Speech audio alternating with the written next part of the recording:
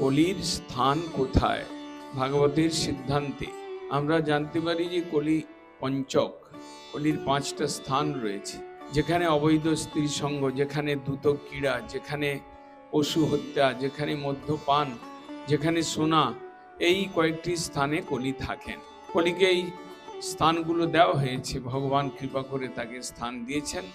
কিন্তু এই 5টা স্থান শুধু কলির স্থান নয়। যেখানে হরি সেবা নেই, যেখানে হরি কীর্তন নেই, যেখানে হরি কথার চর্চা নেই, সেখানেই কলির স্থান রয়েছে।